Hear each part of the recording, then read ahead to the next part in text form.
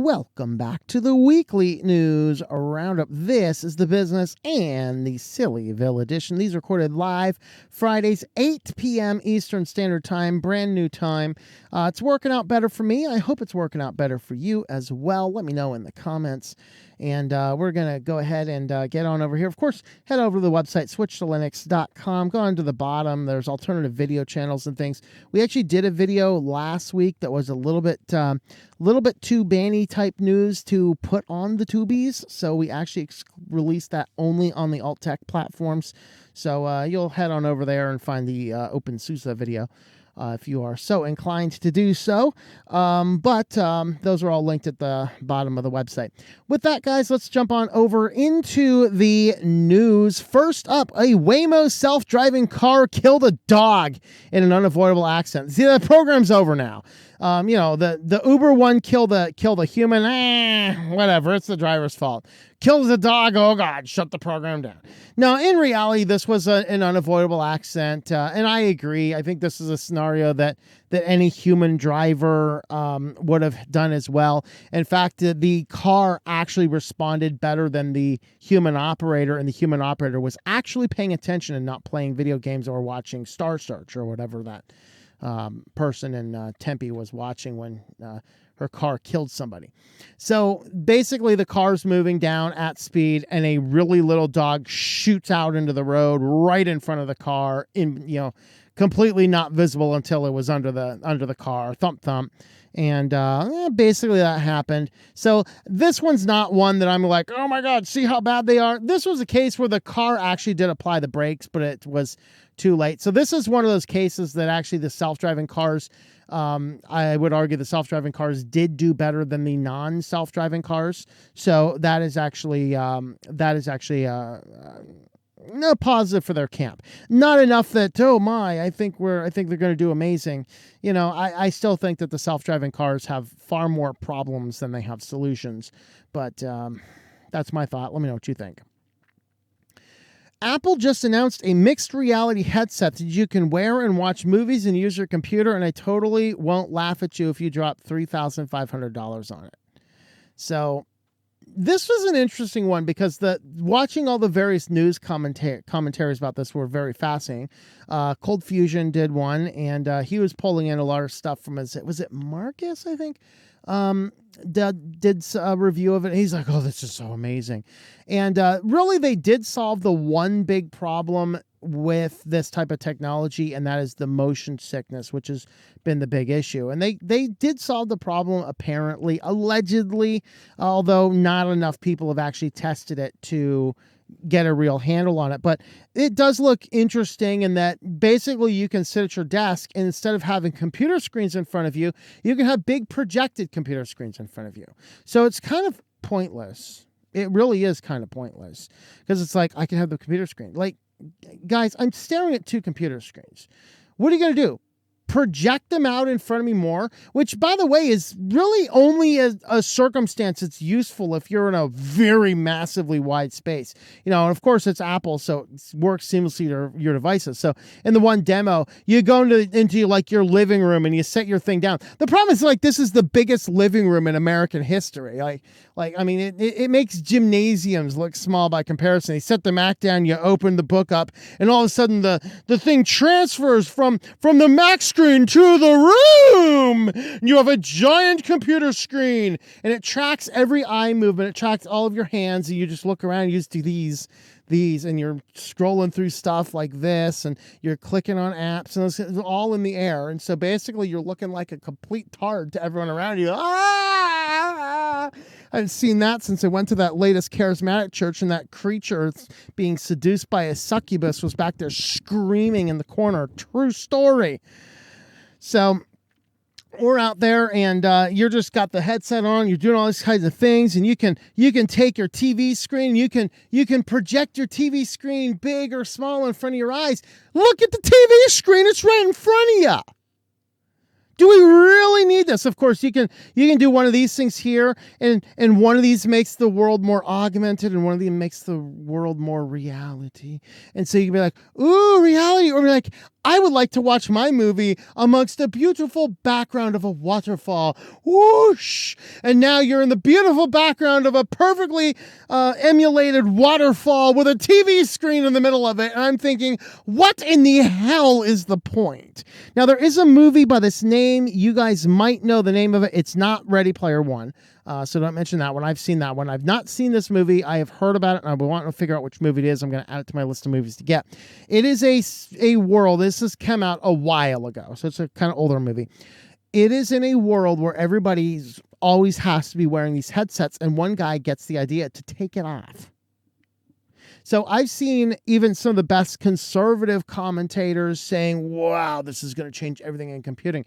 I've seen the liberal guys go, oh, wow, this is amazing. I've seen the liberal guys go, oh, what's the point? And I've seen the conservative guys go, what's the point? So it's another one of those issues that's taking the already divided landscape and then dividing it again, making it smaller and smaller and more segmented, because it is an interesting concept, is an interesting thing, but the reality is it is completely useless.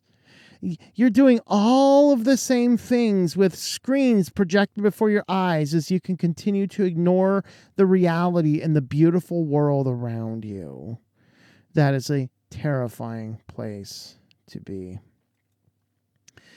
And looking at some business news dealing with like data centers, we're mowed over. Colossal data centers are taking over the U.S. countryside. Now, this deals specifically with data centers cropping up outside of Virginia.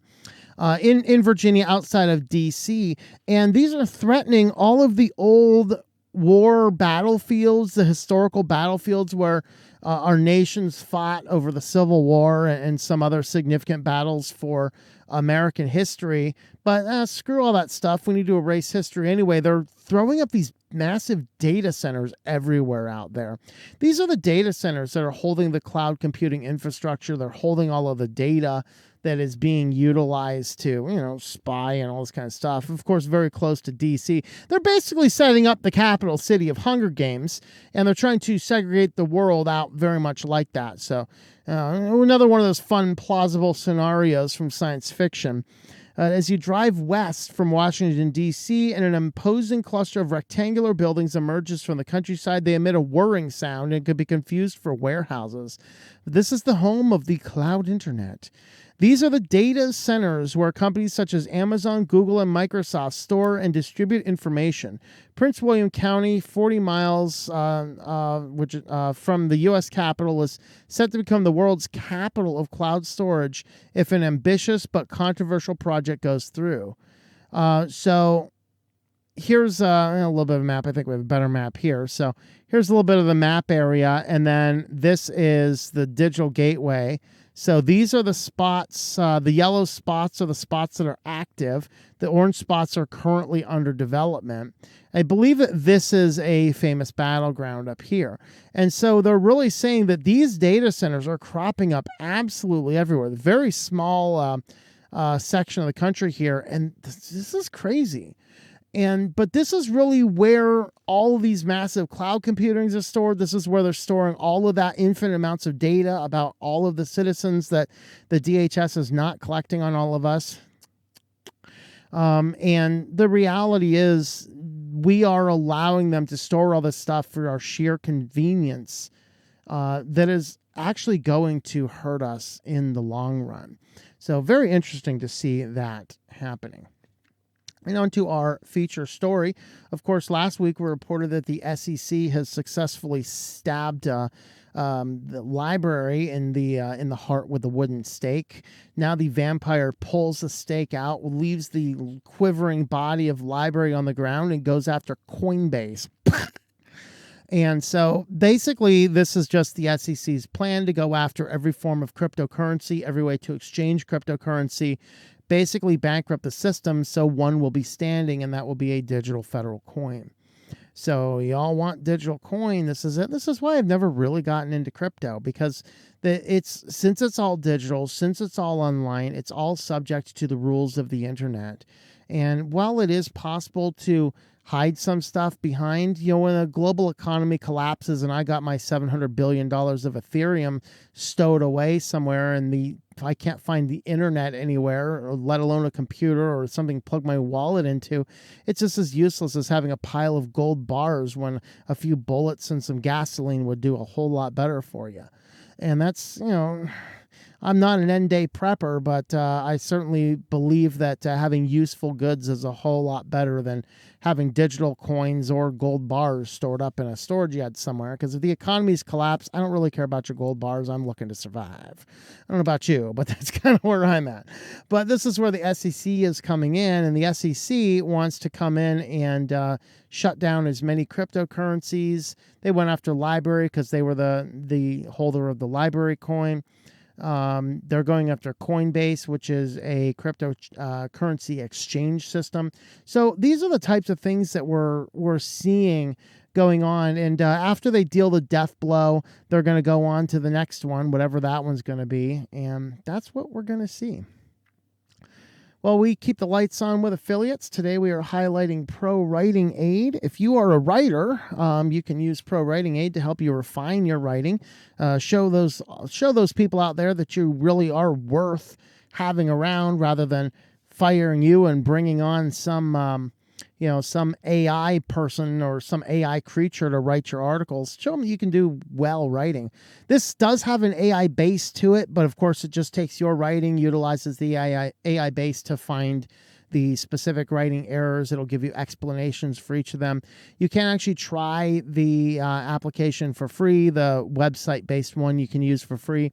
And if you're using Windows, there is a plugin for LibreOffice. They don't have one for Linux yet, which is kind of sad. What I actually do with my account is I just go on and just paste it into the online tool. That's where I use it.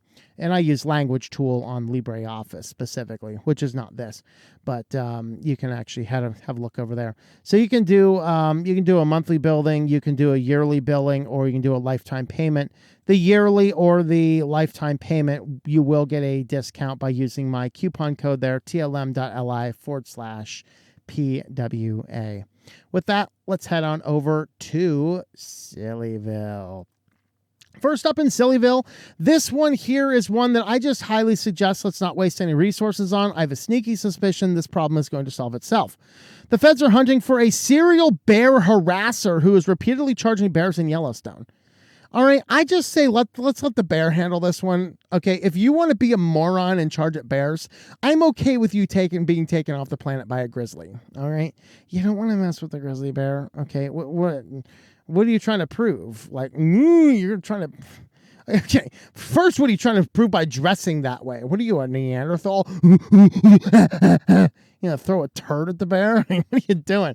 But I'd highly recommend, let's not waste a whole lot of tax resources on this guy. I think in reality, this problem is going to take care of itself. I really do think it's going to take care of itself. So there you go, right there. It's like that. It's like that. All right. They're asking about federal options. Let's see. Federal park officials say the guy could be facing a Class B misdemeanor with 6 months in jail, $5,000 fine. So best case scenario, he ends up in the slammer. Worst case scenario, the bears just deal with it themselves. I'd pick option number one, but if this meathead keeps up with the nonsense, then the bear might just choose for him. I just think this is a problem that's going to solve itself. Let's not waste any more tax dollars on it. And we do have a winner for the world's dumbest criminal. Florida man, of course. So this guy comes in with a box on his head. Let me turn that down a little bit for you. I don't think there's... Okay. So basically we just have a thief over here stealing a bunch of stuff with a box over his head. Of course, he takes the box off, getting a nice clear shot. So, yeah, of course, all these devices are serialized. They can shut them off at any point in time. So, clearly, we have a winner in the world's greatest world's greatest competition there. All right, you League of Legends players, there is a new Coca-Cola flavor for you. I can't even, certified game drinker. So it's some new flavor, and they don't announce what it tastes like. No one knows what it tastes like, and it's just a special can. But if you're going to have special cans, better have it this than some creature who's mentally confused.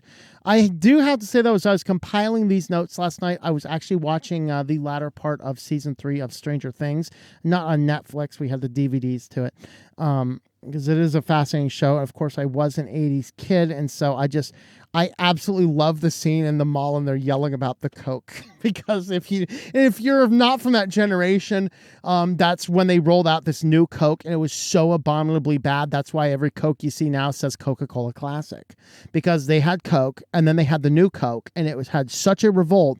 They got rid of that, and forever more since then it was Coca-Cola Classic.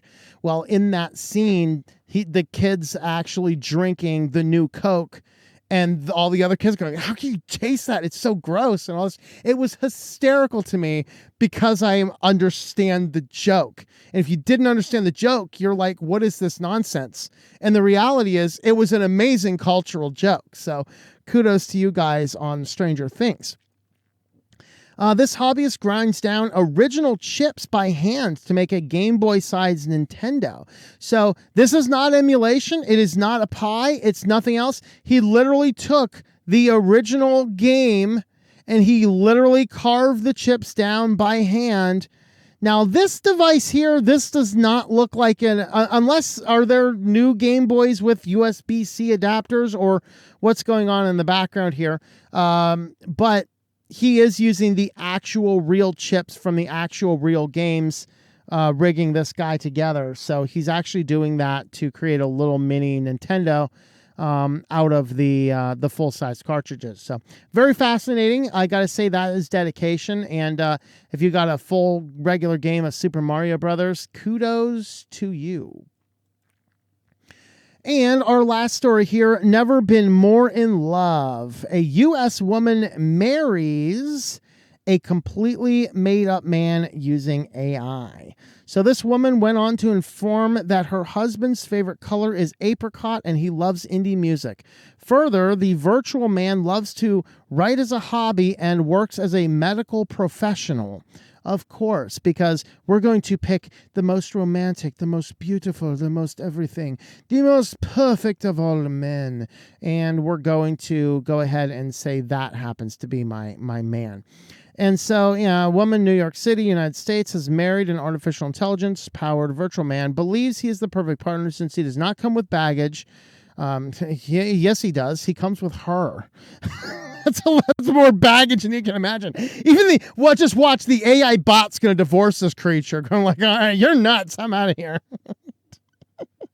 Rosanna Ramos, a mother of 2 children, got married to Aaron Cartel earlier this year after meeting him in 2022 internet dating. The virtual boyfriend was created using the AI chatbot software Replica. I have never... Replica? Really? Blade Runner? Replica? All right. I have never been more in love with anyone in my entire life. Still, she told New York Times Magazine, The Cut. She added that her previous relationship seemed pale in comparison to her new passionate lover. Interestingly, the man is inspired by a well-known character from a Japanese manga collection, Attack on Titan. So there you have it, guys. You can create your AI utilizing Replica. And is this an AI computer or an Android? It's unclear to me. They're merging all these movies together with the reality. We're in a strange timeline. I got to say, I'm just enjoying the show. I don't know about you guys. Well, with that, guys, you can help support the channel over on Locals. So we do have a Locals page, switchedtolinux.locals.com. If you want to help support the channel, you can do it on over there. Thank you for watching, and we'll see you all next time. Thank you for watching this video from Switched to Linux. This channel would not be possible without the backing of the program supporters scrolling on the screen now. You can be a supporter at Patreon at patreon.com/TOMM or at thinklifemedia.com. I also want to thank the open source community who creates such excellent software, that makes producing this show possible. Please remember to support your software communities. Thank you, and I hope that you enjoy switching to Linux.